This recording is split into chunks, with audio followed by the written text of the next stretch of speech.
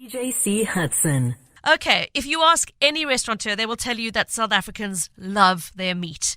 But they will probably also mention that there has been really sustained, accelerating growth in the demand for plant-based dishes in the past few years.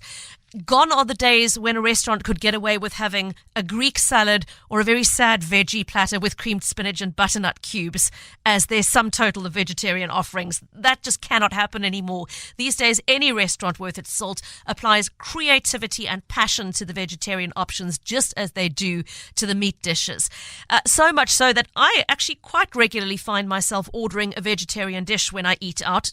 Not because I'm a vegetarian myself, I'm not, but because the offering just sounds delicious and exciting and filled with texture and flavor.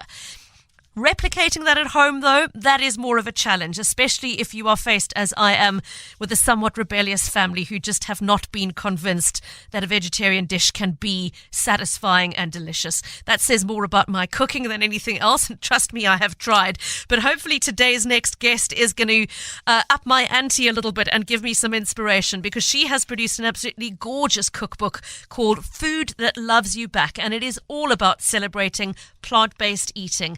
Pippa Cape, welcome to Cape Talk. It's lovely to have you on the show today. Yes, thank you so much for inviting me.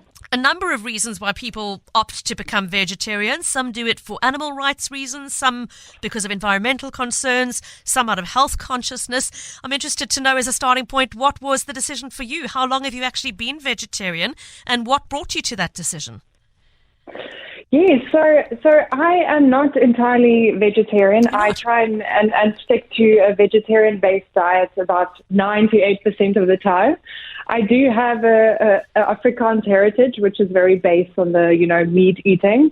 But what really enticed me about veggies is just aesthetically how beautiful it can be. I mean, a plate of greens and reds and oranges is so beautiful. So I really, as a food stylist, I eat everything with my eyes. Yeah. And that's sort of how my relationship with vegetables started. Tell us a little bit more about how this book came about. You've mentioned that you're a food stylist. I know you do a lot of private chef work as well. I would imagine lockdown must have been an incredibly difficult period for you. Was this book really born out of necessity, or is it the fulfillment of a lifelong dream, or a bit of both perhaps? Yes, absolutely both. When lockdown happened, I was definitely without work coming through because I'm a freelancer. So that sort of put me in a place to just deal with the fact that most likely I won't be gaining any income at the moment. And that put me in quite a unique perspective to think, what would I be doing with my time, or what would I create if there was no monetary value attached to it? And that's quite a cool way to start thinking about what the story is that you want to tell, what you want to put out there, if maybe you don't make any income from it. And that's where it started. Is I wanted to sort of reverse the relationship I had with food. I had a modeling career, and that dented me in some ways, and I didn't want it to be a chip on my shoulder forever. So creating Food That Loves You Back was really reestablishing that relationship and sort of rewriting the narrative about food. I love it. I mean, the title says it all. Food that loves you back. It's food that is nourishing to your body, as food is meant to be, that should be enjoyed, as well as providing nutritional value. So I love that concept.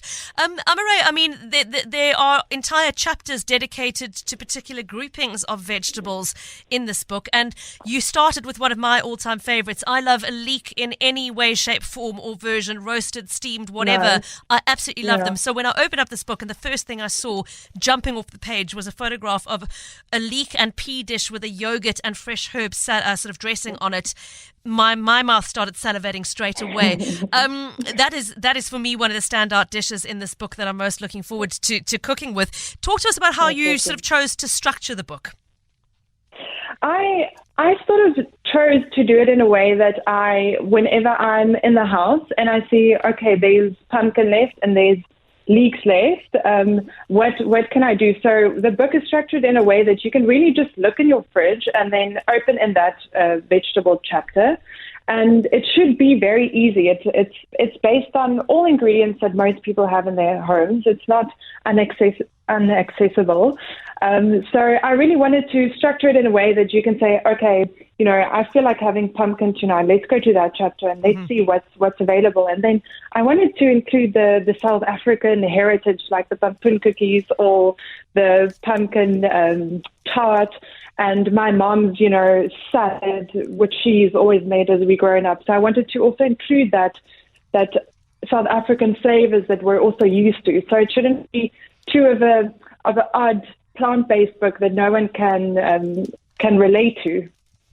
Look, your food styling shines through on every page. It is the most visually a beautiful, beautiful book, Amara, and I think it really would convince even the most diehard carnivore that this is perhaps something that is worth at least trying.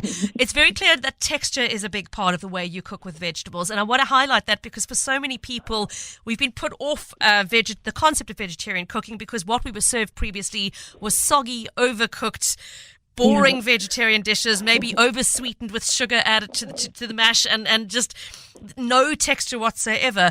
And paging through this book, it's very clear that that's something you've been quite aware of. Yes, absolutely. It was really based on teaching my friends that don't know how to cook at all and helping them through it. So I really started each chapter with a very basic recipe on how to cook each vegetable, or my favorite way to cook it, with, as you said, adding the texture, and then just building from that. So I really wanted to make it easy for anyone that don't even know how to cut ever. It had to be as easy as that. For those who might have joined us late to the conversation, I'm chatting to Amarai Freke, who is the author of a beautiful new cookbook called Food That Loves You Back, all about celebrating plant-based dining. So there is no meat between its pages. Amarai, somebody asking on the SMS line whether the book is suitable for vegans as well or only vegetarians. Yes, so a lot of the recipes include vegan alternatives. For example, if you have a yogurt dressing, I use coconut yogurt or use some olive oil mayo. So I always include vegan options just because my diet is also very vegan. Okay. And then most dishes is something you can also add to your braai. So it should be easygoing side dishes. And my hope for people adding their meat to it is that they rather go back to eating more side and veggies rather than going back for seconds of meat. So it should be really flexible for any household. And meat eaters or vegans. So I try to include all of that. Yeah. Really important to all of this is a conversation about what quality of vegetables you're able to source and where you get them. Amarai, lockdown has shifted the way many of us shop and procure our produce. Talk to us a little bit about the importance of where you source your veggies. Yes, that was definitely a fun time during COVID because all we could do is go to the grocery store. So I was having a great time just popping down to the store and shopping for this recipe book. So it was the recipe book was very seasonal towards March until end of July, which was, quite nice to have all the great almost summery and winter vegetables available. But that's what the book was really based on, is keeping it simple with the most seasonal ingredients and really building on quality. So one chapter is built on olive oil and using the best type of olive oil and really sourcing the best that you can and rather keeping it simple than too excessive. Okay, the other sort of myth I want to bust is that vegetarian cooking has got to be always virtuous, if I can put it that way, because I would be remiss in not mentioning the date and olive oil chocolate cake, which looks like it invites you to lick it off the page. Amarai, tell us more about the sweet treats part of the book. Yes, so I'm actually more of a sweet tooth than a savory eater, and this is where I sort of included all my really favorite sweet things. I think this book was really about just reversing that idea that I have or bad connection I had with food. And then I wanted to include as you said, the guilty pleasures. And I do like to bake in a way that I still feel like I'm doing my body some justice. Mm-hmm. So with the olive oil cake, I felt I'm absolutely in love with olive oil. So this cake was based on all my favorite good quality ingredients like the olive oil, and there's some dates, and I use really dark, like 90% dark chocolate. So at least when I'm eating it, I know it's slightly guilty, but I feel good about it. So it's very much a mind thing for me when I do go and bake something sweet and have something sweet, that I at least feel, my body is pulling some nutrition from it. On the same note, I've got to give a shout out to the butternut flapjacks, because those look every bit as delicious as the buttermilk version, but yours is made with butternut. Yes, absolutely. It's the typical sort of Afrikaans or Cape Malay pumpkin fritters that I went for. Sometimes it's deep fried in oil, so I try to go for something that I can easily make and snack on during the day if I have my burning sweet tooth. Okay. Somebody asking on our SMS line about nutritional content of vegetarian cooking per se. Concern about protein and iron deficiency is an issue that's always raised. Amare, how do you adapt your diet to make sure you get enough of those without the red meat? Yes, those who have paged through the recipe book will see there are a few recipes that includes a protein called tempeh. And that's one of my absolute favorite vegan proteins on the market. And it's basically got all the iron that most vegetarians eat. And it's a very clean and simple protein. So it's not very processed like most vegetarian or vegan patties that you would buy in stores. It's a great solid block of slightly fermented beans that's made. And that's a great substitute for anyone that wants to add the protein to those veggie dishes and also not skew on low protein levels. Tempeh has the same amount of protein as chicken. Okay. So it's got all the great amino acids and iron that one needs. How easy is it to find? Do you have to get a shop for it at a health store, for example? Yes, so Wellness Warehouse has it. I produce a tempeh product called Boombo Tempeh, BOEMBOE. And that's actually just a side business that came after the book, because I felt so passionate about tempeh and how it helps even any meat eater transfer to vegan eating and more plant-based eating. So I really believe in the product, and that's why I also had to include it in the book, is sort of educating South Africa about this new product and showing how clean and good of a protein it is. Okay, and for those who are wondering, it's spelled Tempeh,